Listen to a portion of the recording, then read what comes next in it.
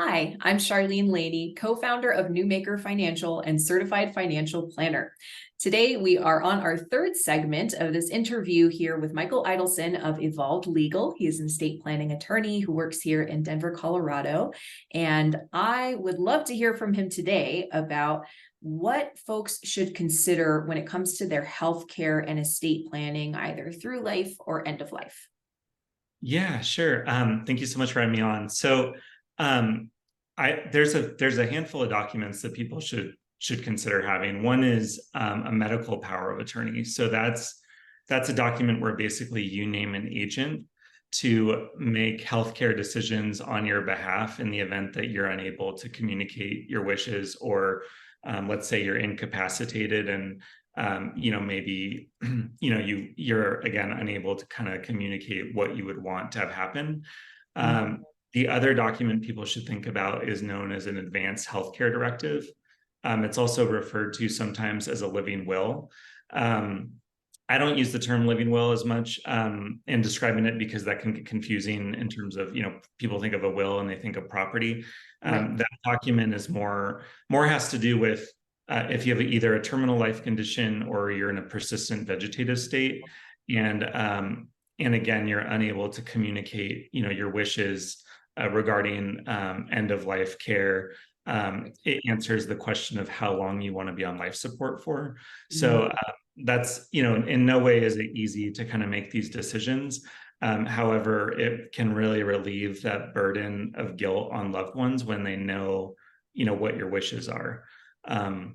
So those are the two major ones that I strongly suggest that people have in place.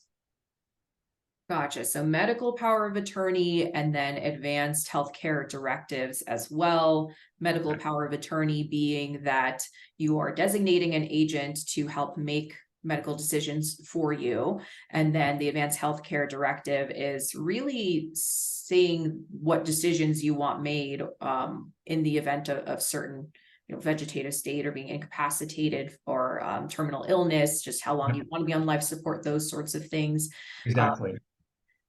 As difficult as it may be to try to make these designations, we do have to keep in mind how difficult it's going to be on the people who would have to make it in our stead if we don't.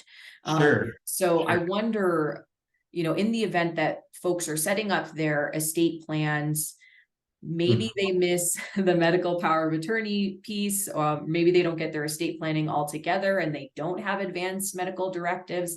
What is the cost? And is it really that big of a deal if they don't have these things set up from your perspective? Yeah, such a great question. And it's so important that people know the consequences of not setting these up. So the biggest thing is if someone doesn't have a medical power of attorney set up, what happens then is your loved ones actually have to petition a court to get a court order to be able to make decisions on your behalf. So a lot of people, even, I speak with people who have, young adult children going off to college, for example, and maybe they just turned 18, and parents think that they can make these decisions for their children, but it's just not true.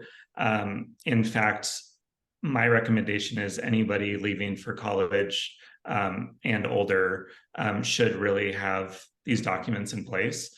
And then, not having an advanced medical directive in place, what happens there is it can cause a lot of confusion about, what somebody's wishes are. It also can burden a family.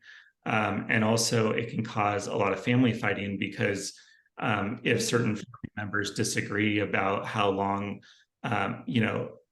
mom or dad should be on life support, it can cause, unfortunately, family relationships to disintegrate. So, so all of this is just so important. And the last thing I'll say too is there's an interesting interaction between the advanced medical directive and the medical power of attorney, because you can actually authorize your agents to be able to decide how long you are on life support for, if you choose. And so, that's kind of a big decision for a lot of clients to weigh, but it's a really important decision as well. So lot to think about there, but I'm so glad we're talking about it because it's really important that people know just how important these documents are.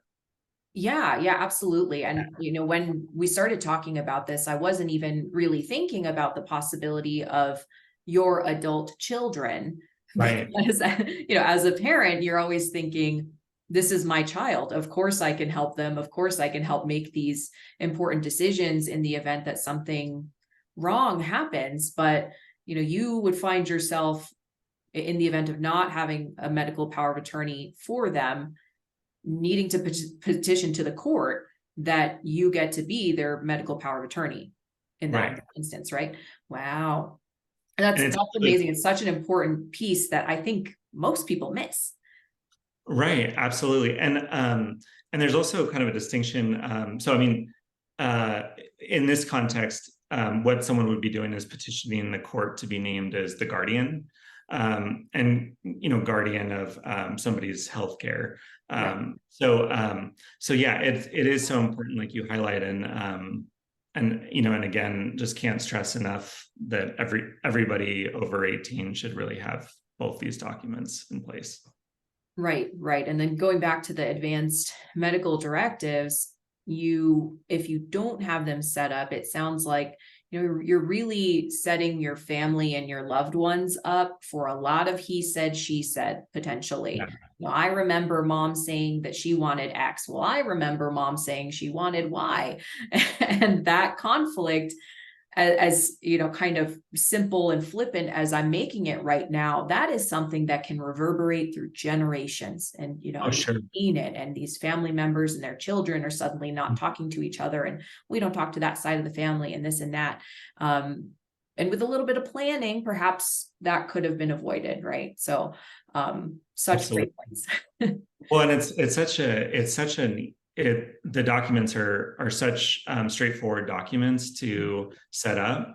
So Right. when they're not set up, the risks are really big, like we're talking about. So it's really worth getting those in place. Love that. Okay, well, wonderful. More nuggets of knowledge dropped for us by Michael Idelson from Evolve Legal. Stay tuned for next week. We'll have more information to share with you on some frequently missed things in estate planning, frequently asked questions. We have more knowledge to share with you, so stay tuned for that. But thank you again for watching, and let us know what else you want to hear about. Bye.